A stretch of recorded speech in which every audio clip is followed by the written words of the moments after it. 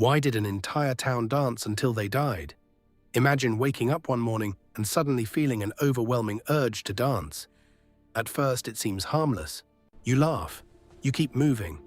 But after a few hours, your legs begin to ache. After an entire day, you're still dancing. You try to stop, but your body refuses to listen. Your muscles burn, your feet bleed. People beg you to sit down. You can't. Days pass, then weeks. Some people collapse from exhaustion. Others die where they stand. It sounds like something from a horror movie. But it actually happened. In the summer of 1518, an entire town became trapped in one of history's strangest mysteries. And more than 500 years later, no one knows exactly why. Our story begins in Strasbourg, a city that was part of the Holy Roman Empire. Life there was already difficult. Harvests had failed, food was scarce, disease spread easily. People lived under constant stress.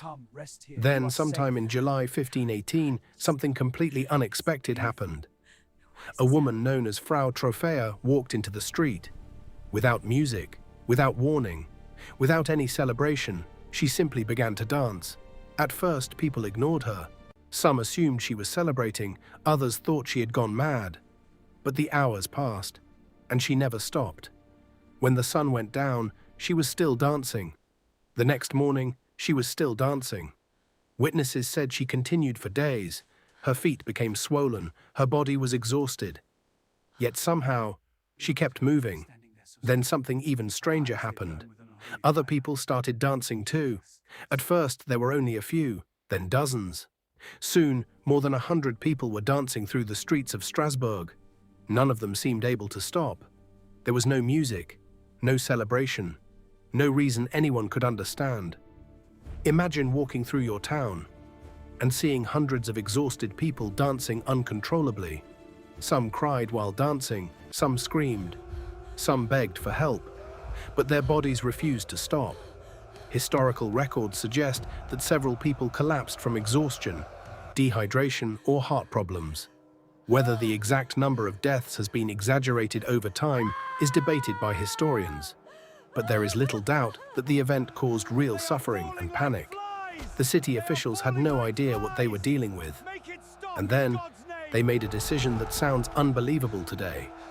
Doctors of the time believed the dancers suffered from something they called hot blood. Their solution: let them dance until it passed.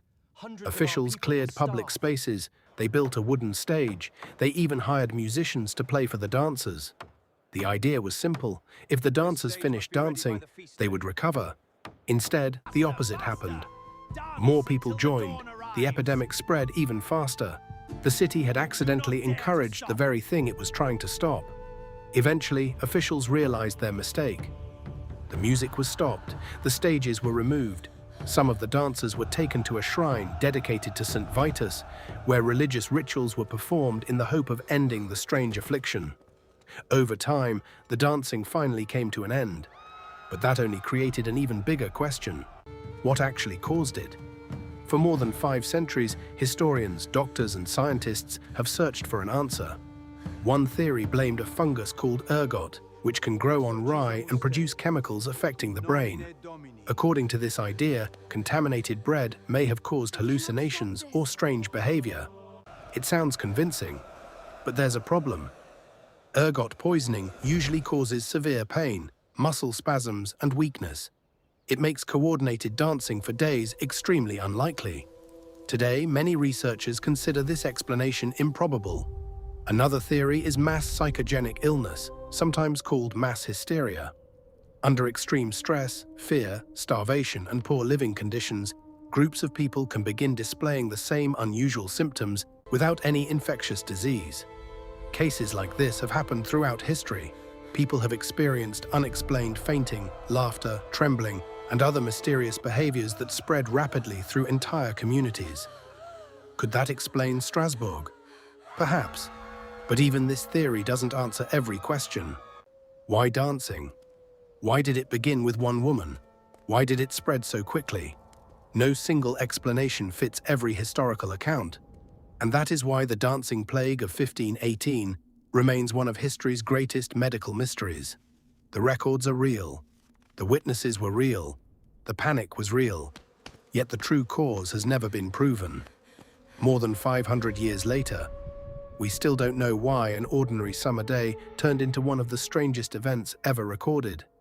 Sometimes, the most unbelievable stories in history are the ones that actually happened.